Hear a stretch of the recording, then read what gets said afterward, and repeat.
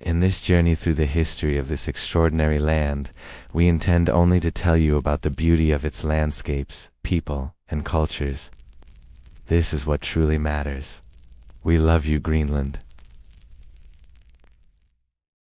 Let's fly north, to the top of the world, to the largest island on Earth, Kalaallit Nunaat, Greenland. To the eyes of a stranger it looks like a frozen wasteland, endless white.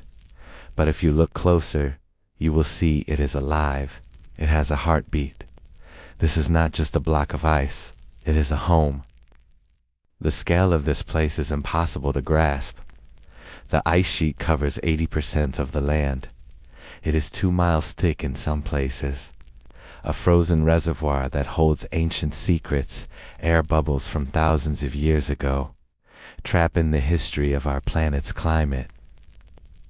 But life here clings to the edges.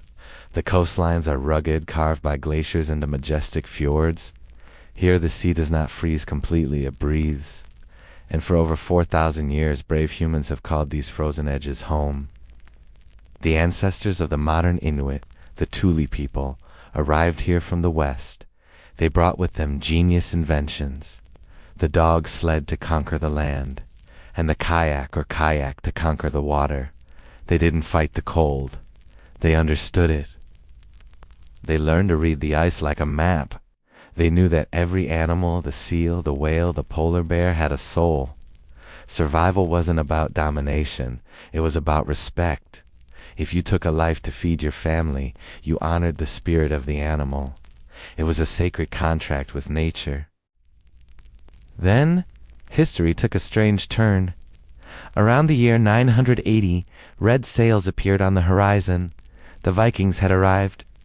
Led by Eric the Red, an outcast from Iceland, they settled in the southern fjords. Eric was a clever man. He wanted to attract more settlers to this harsh land. So, he gave it a name that sounded lush and inviting. He called it Greenland. It was perhaps history's first marketing trick, and it worked. Thousands came to farm the small patches of green valleys. For nearly 500 years, Norse and Inuit shared this island, 2 completely different worlds living side by side. But then, the climate changed.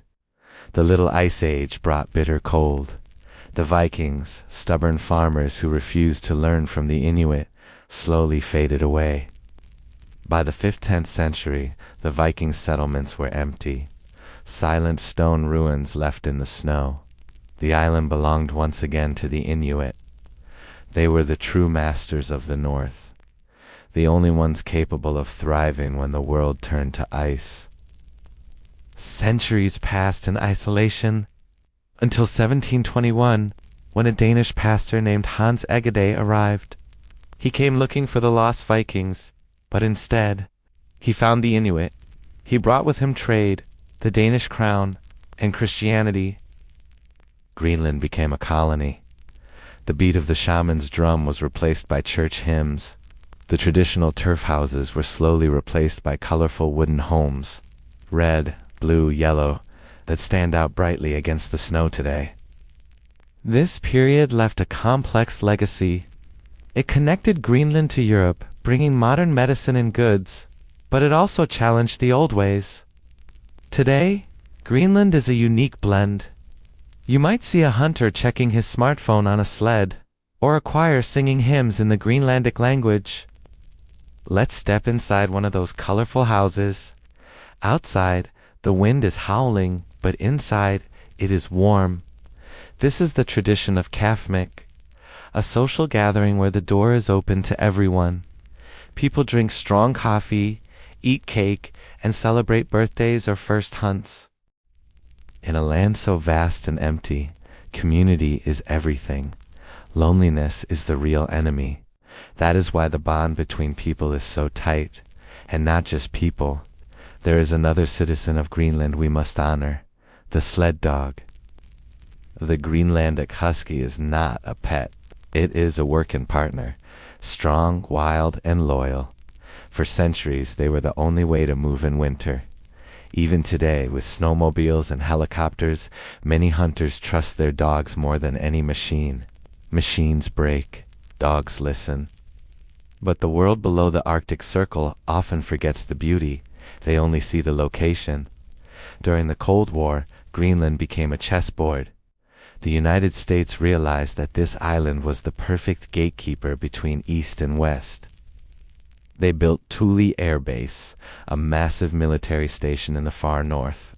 To build it, a local Inuit tribe was forced to leave their ancestral homes in just 4 days. It is a scar that still hurts today, reminder of what happens when big powers decide your fate for you. This history explains the headlines we see today. When powerful leaders talk about buying Greenland or strategic assets, the people of the North remember. They remember that they have been treated as a map coordinate before, rather than as human beings. Now the ice is melting, and as it recedes, it reveals treasures, rare earth minerals, gold, rubies. The greedy eyes of the world are watching again. They see a gold rush.